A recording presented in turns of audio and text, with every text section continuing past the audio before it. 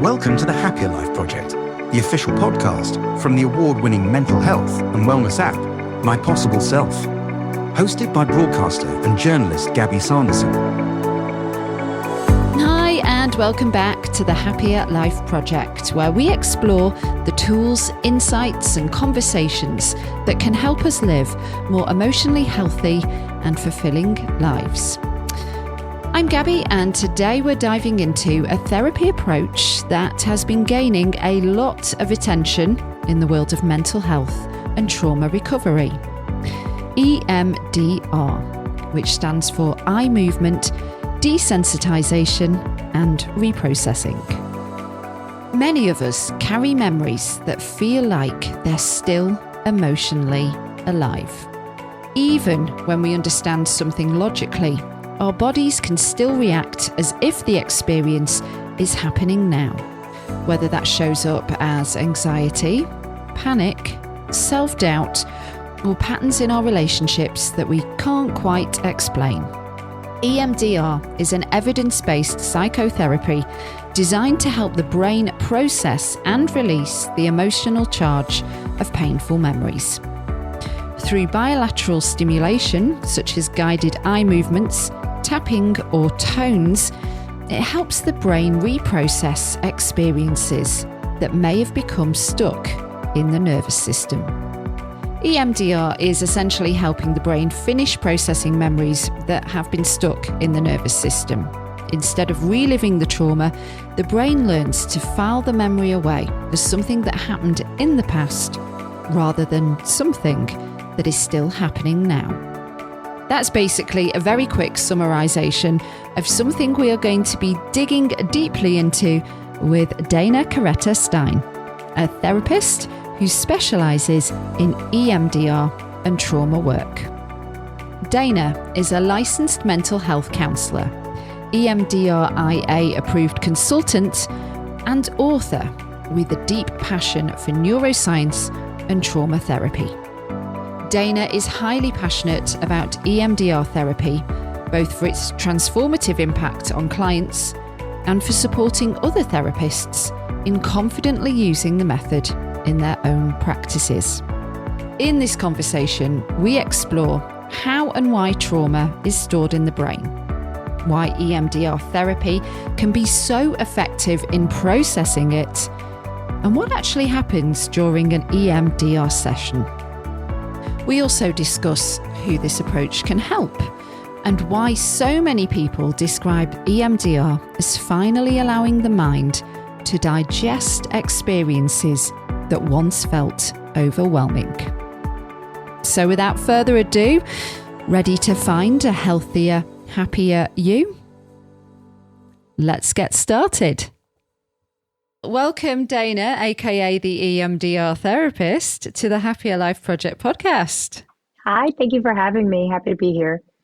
Thank you so much for coming on the pod. We are part of a mental health and wellness app, and we haven't talked properly about EMDR therapy before, which is going to be the overarching theme of today's episode and something you are very much an expert in.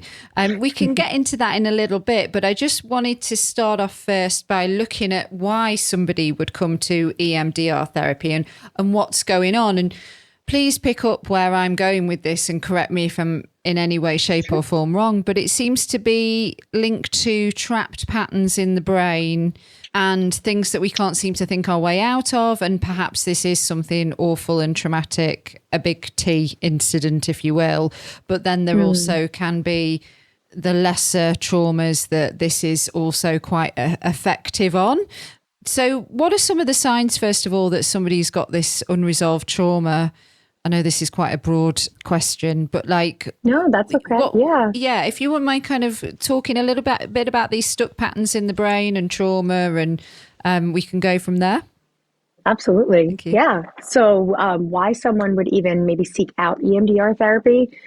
Typically what we see, especially here in our practice, is that someone has tried a number of different therapies before. They've tried the more cognitive therapies like cognitive behavioral therapy, DBT, those more typical quote unquote therapies, and they're still stuck. and they're still not feeling better, and they're still either feeling anxious or feeling depressed, getting triggered, even though they know that the trigger, so to speak, isn't what's happening in real time because it's connected to the past. Yeah. And that's typically when we know, okay, let's try EMDR, because trauma is not cognitive. So a cognitive approach really only treats like half the person, right? So EMDR is integrative, where it's the mind and the body. And there's elements of more somatic therapies and the cognitive therapies all in one.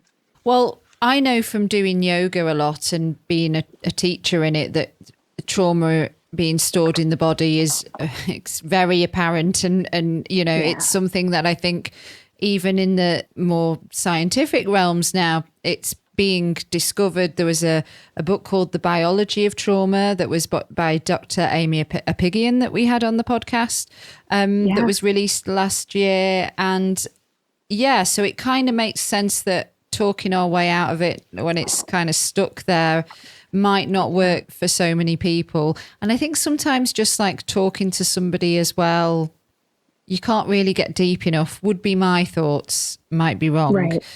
But so what exactly is EMDR therapy then? We know it's something to do with the eyes.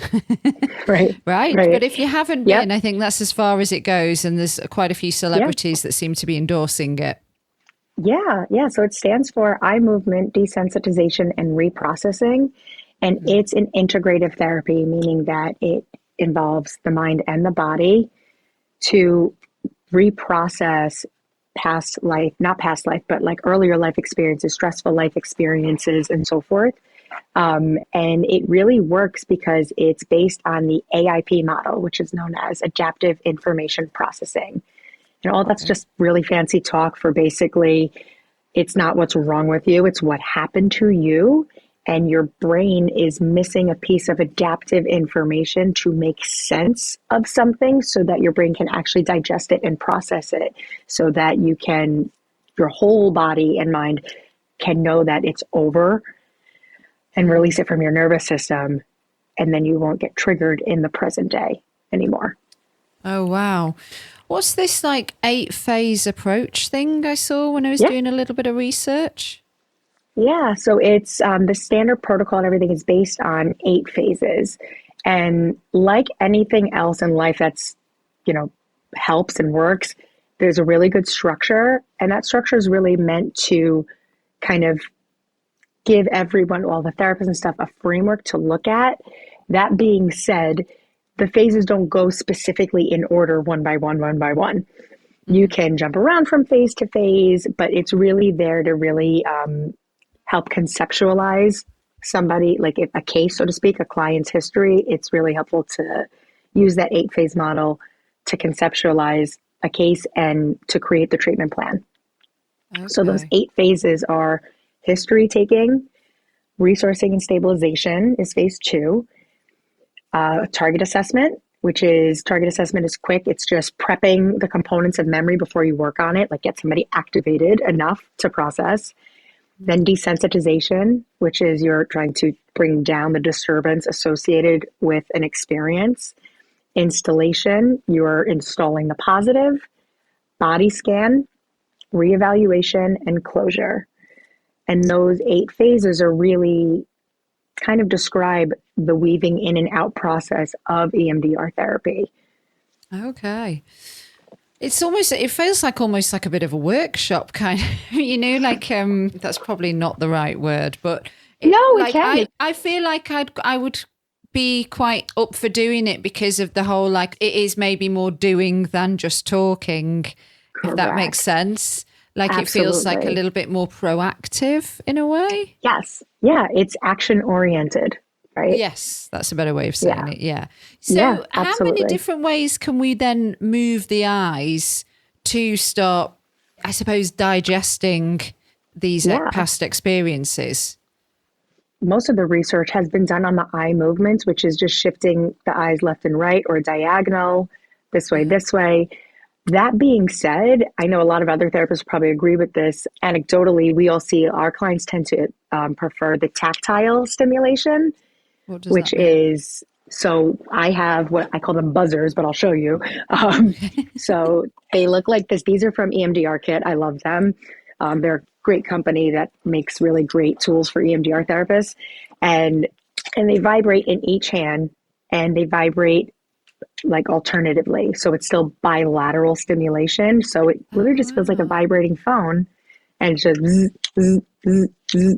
Okay. And so for our listeners that can't see you, it's like two sort of little, like flat eggs, I would suppose. Yeah, they're little like Shape-wise. handheld pods that you can hold, and they vibrate, left and right. And so you can do these. Some people do audio where they have headphones and there's tones, beep, beep on either side. That being said, EMDR is really about taxing the working memory. So the reason why we have a form of stimulation while we're working on a memory is because if we split our attention on two different things at once, the disturbance level associated with the memory comes down. So if anybody out there, and I'm sure I'm not the only one here, if anybody out there has ADHD, they kind of know the hyperfocus element of ADHD, where, you get super into something and something else could be like a bomb that goes off and you don't even hear it, right? Because you're just like in the zone. Mm-hmm. And that's also why you might be more likely to get traumatized by something, because there's such an intense focus on it. But if something is really, really overwhelming to the nervous system, splitting our attention so we're not hyper focused on it can make it a little easier to tolerate. It's almost like when you have something that won't like go down like a drain or something. So you have to kind of split it, like make room, and then everything can flow. So you're just making it more digestible. Excuse me. So it's often associated with PTSD using EMDR, but it can also help, I believe, with things like anxiety, panic attacks, even relationship patterns and phobias. Absolutely. Absolutely. Really? Yeah. So what about traits like perfectionism and people pleasing, other kind of, it's quite a broad range of things it can help with? Yep, because all of those things you've just described are different states of the nervous system, right? So anxiety, panic attacks, people pleasing, that's more hypervigilance. So you're more in a sympathetic nervous system arousal state. And then things like depression, numbing out, just apathetic, that's hypoarousal, where you're really shutting down. You're below that window of tolerance, we call it. So we really don't see diagnoses. We see symptoms as states of the nervous system that are connected to incorrectly stored memories. Okay, because I was thinking, like, I understand with if it's a traumatic memory, how then you're kind of working on it and letting it sort of process it, I guess. Yeah. I keep thinking of the word digest, but like that's funny. That's the word I always think. Like we're kind of like our brains are in the same place. Yeah.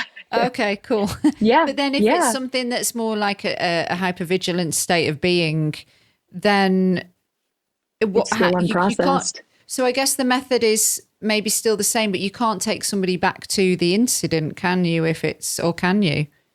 Yeah, absolutely you can. You really, like, let's say if you come in for panic attacks, right?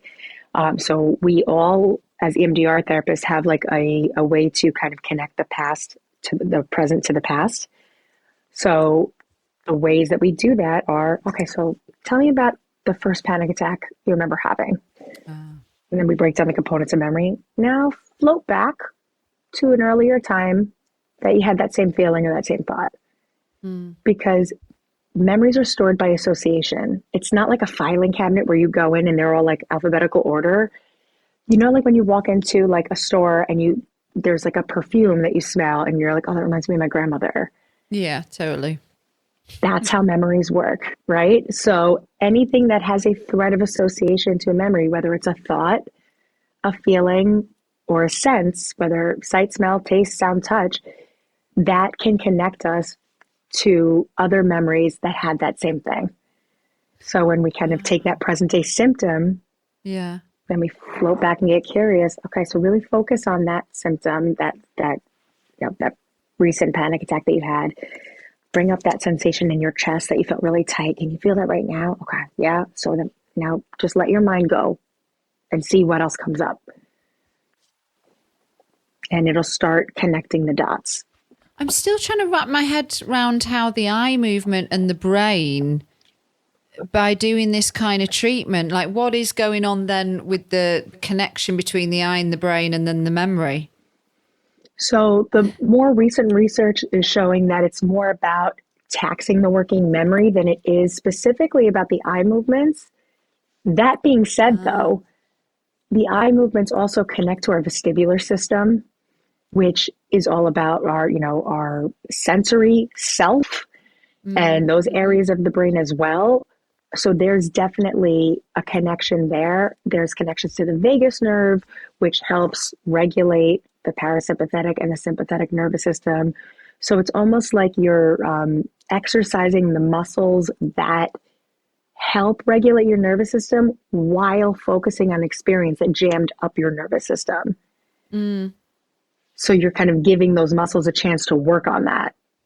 Can you be almost re-traumatized? I'm sure you get asked this one a lot. Like if you're asking somebody to go back to something that was really traumatizing, do you have to kind of bring it all up to dissect it, I suppose? Yes, and there's so many different tools and techniques in EMDR therapy that prevent that re-traumatization from happening. The most important thing is, I think it's Gabor Mate who says, trauma occurs when there's a distressing life experience in the absence of an empathic witness, which is why I believe more than anything else, it is the therapeutic relationship that is a huge agent of change, which we usually get traumatized because we went through something alone. So when we feel connected to a therapist and we're working on something with that person, with us going through it, that alone helps because we have an empathic witness. We have somebody to support us through it. Yeah. And then there's other things like resourcing, which is that phase 2 of EMDR therapy. That's done before we start working on memories and then throughout. Like, so if somebody is processing a really stressful experience and they start to get really overwhelmed, we'll pause and either use a resourcing technique or invite in, okay, so notice that feeling of overwhelm and what would help in this moment. Can you imagine, your grandmother who is a really, really caring and nurturing person in your life? Can you envision her stepping into that memory with you? And what would she say? And go with that. So we're inviting in a corrective emotional experience that will help with that feeling of overwhelm so that someone doesn't get re-traumatized. So it definitely sounds like you need to work with a professional and not try and Google this or YouTube it and try and do it yourself. There's a lot of nuance to EMDR, right? It's not like you read a manual and go. Like, I know some trainings teach that. It's, as I've always operated as an EMDR therapist, there's so much client attunement that's needed. Yeah. Because you don't know what's going to come up. Like I tell clients all the time, I'm like, I don't have all the answers. I just know the questions to ask. And then I watch and see, I'm attuned to you. I can see the sense of overwhelm. And sometimes I might sense something. And if I'm wrong, tell me I'm wrong. I'm wrong a lot too. But we figure it out together. So I don't have all the answers. Your nervous system does. So I'm just kind of like the conductor taking the train of the nervous system on the tracks, keeping it on the tracks. How many sessions does it typically take? It varies depending on the goals for treatment. Okay. So if somebody wants symptom reduction, so meaning that they don't really want to go to really, really early life experiences, you can start to see results within 8 sessions of that specific experience doesn't have as big of a presence in your life. Okay. If you want to do more symptom resolution, where you fully rewire the nervous system, that can take longer, and that's dependent on each person.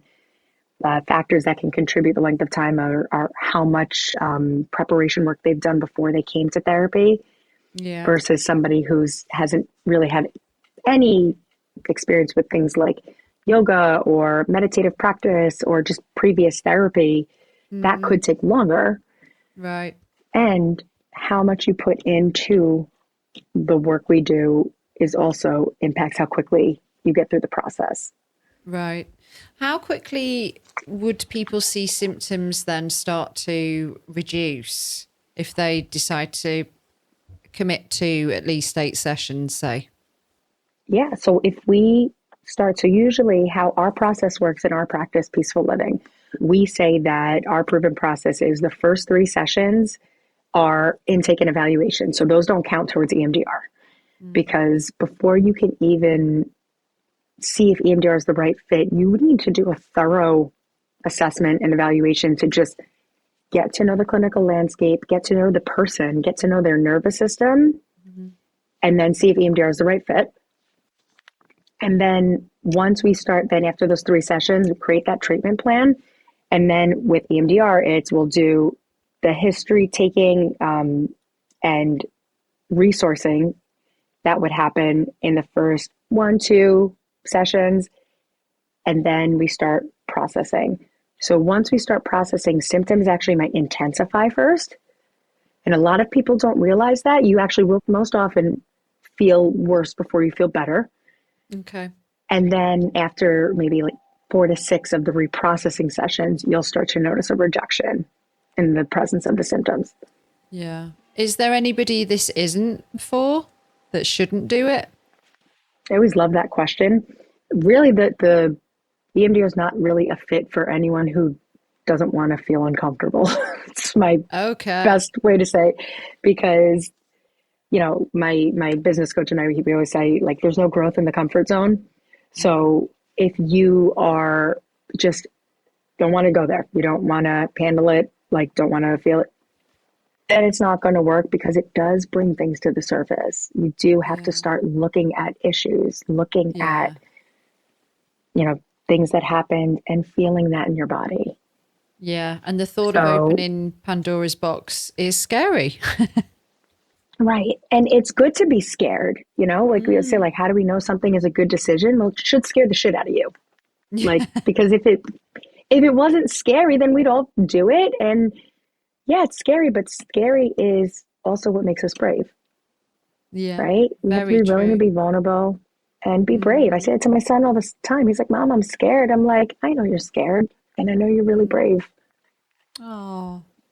Well, it seems to be having a bit of a moment within the celeb world. Like, I always think of Prince Harry because of he swears by it, doesn't he? And he had some really traumatic stuff that he needed to work through. But then there's like quite a few pop stars, I believe, like Lady Gaga and Justin Bieber and Miley Cyrus and who else was I saying? Little John did something. Sandra Bullock, Little John talked about it. And it's, you know, as an EMDR therapist, like, it's so exciting to see that because you're like, yes, talk about it. Like, let it be known that, like, it's out there and that I'm a very big believer. You don't have to be in therapy forever.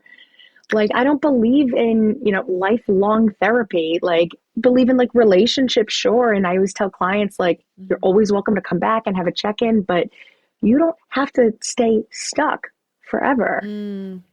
Yeah. Even things like personality disorders where, you know, we learned in grad school that, you know, oh, they're lifelong, they're incurable. That's not true. Those are really more connected to complex trauma and attachment trauma. And that can be worked through. It's harder, sure.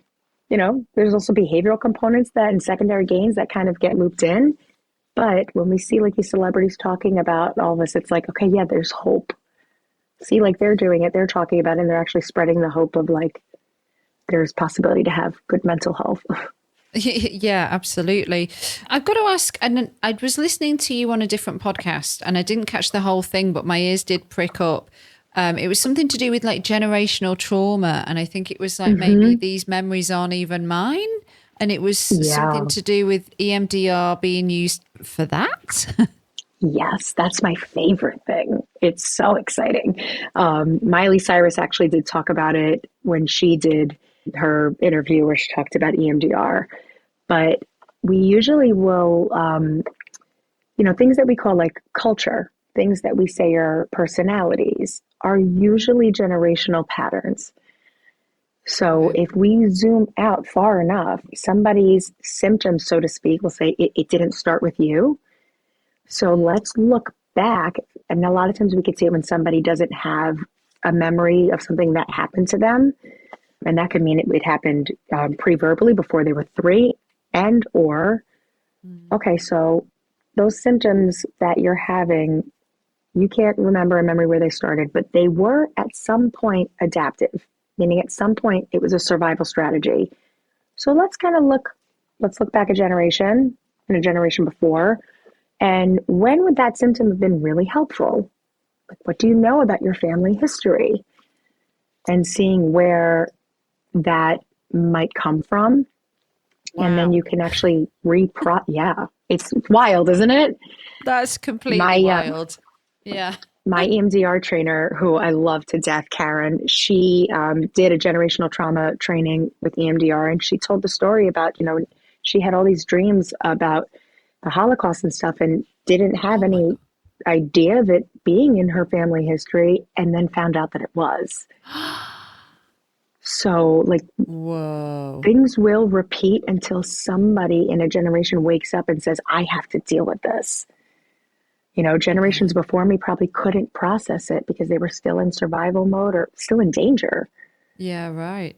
And that's just been passed through the DNA and you're holding on Correct. to this stuff. Oh my God. Absolutely. Yeah. Stories get passed down. Stories, like experiences, shape our nervous system.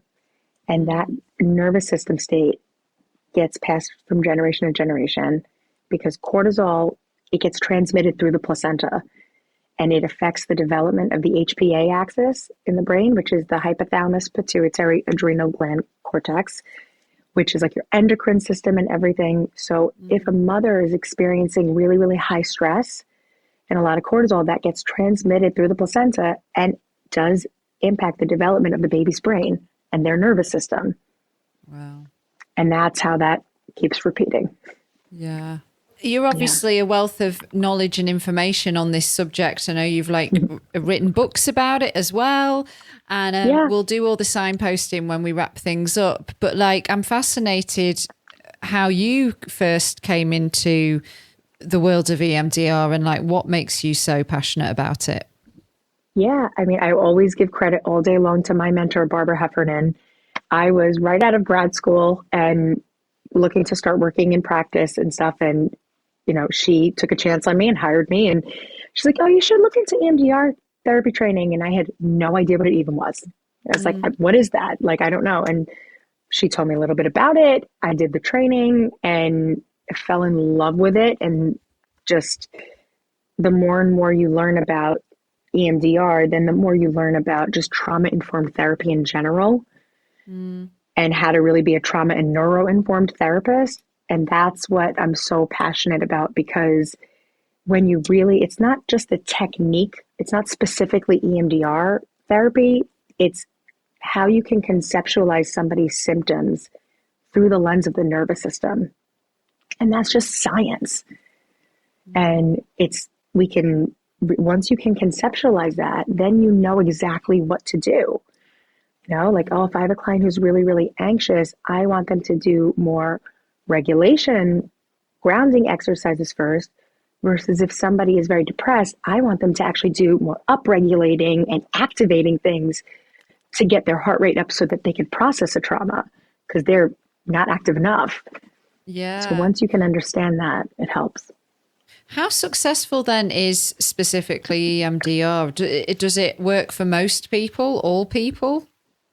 Yeah, I haven't seen it not work, but it always, when we say it works, I'm very, very big believer in, clients know when they come in to see me, I'm like, how do we know it's worked? What is your definition of worked? What's the goal we're shooting for? Mm-hmm. So we want to know, because everybody's goal can be different. So when we look at the goals that we set when they first came in, of what behaviors do you want to have more of or less of, thoughts more or less, emotions more or less, body sensations more or less. Then we keep tabs on that throughout treatment, because that's part of our treatment plan, and that's how we know it's working. It's not going to cure neurological conditions, things like that. Like if you have ADHD, you're going to be an impulsive, like distractible person. So it's not going to cure those things. That's where we have to just set like SMART goals so we know exactly when we've achieved them. And I suppose you've got to be ready to do it and be prepared for somewhat of a commitment because, like you said, your first 3 sessions, you're not even getting into the processing part. You've got to expect that it's probably going to take at least, if I'm basing it on once a week, at least a couple of months. Yeah. Maybe. And there's definitely, I'll say for clients, like minimum of once a month. A lot of therapists also do EMDR intensives. So we don't really do them much here. Just scheduling is hard for those, but intensives are wonderful for individuals who they have crazy schedules too, and they don't have time to do it once a week for months. So, okay, let me just take a 2-week vacation from work and I'm going to do this therapy, then you're done.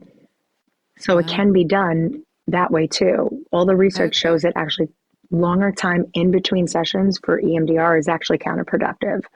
So that would be so like one a day, maybe? Yeah. Like when people do intensives, they set it up where, because it all depends on the person's nervous system. We don't want to overwhelm the cognitive load. We don't know what it's going to look like once we start going, right?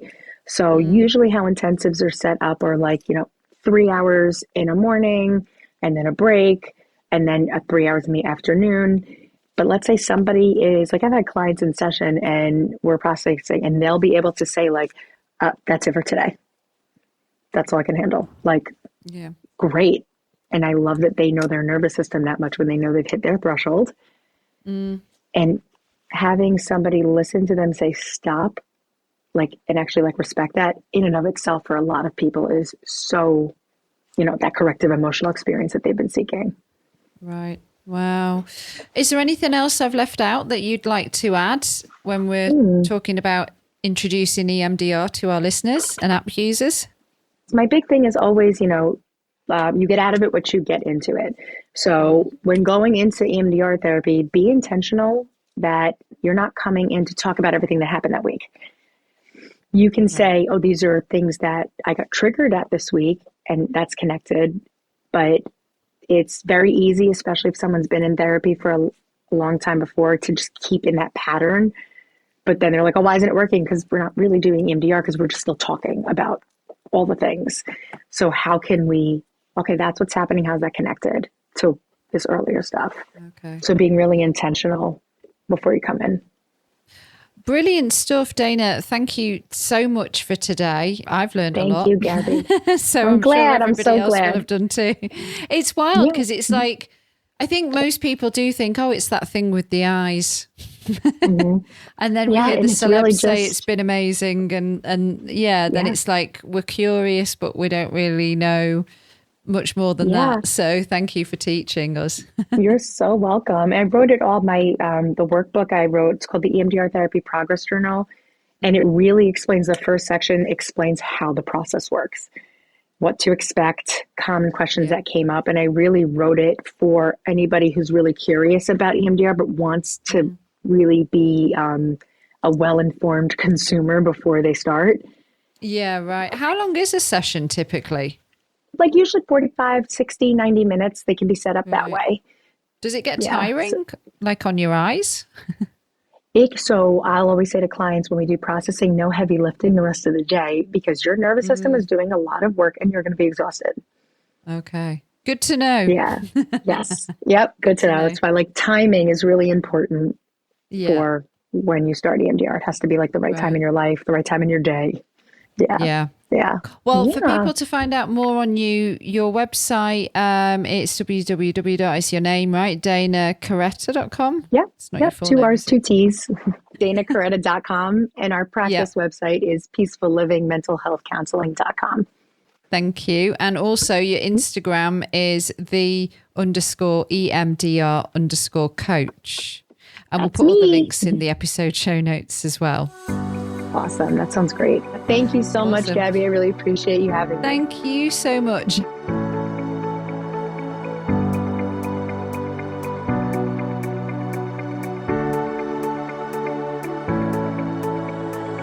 Hello friends, it's Gabby back with you.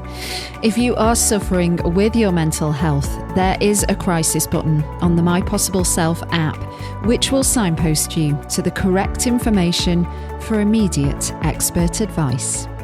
Those of you who are listening on one of the podcast platforms, the My Possible Self app is completely free to download. You can access all of the content, so you don't need to worry about it costing you anything.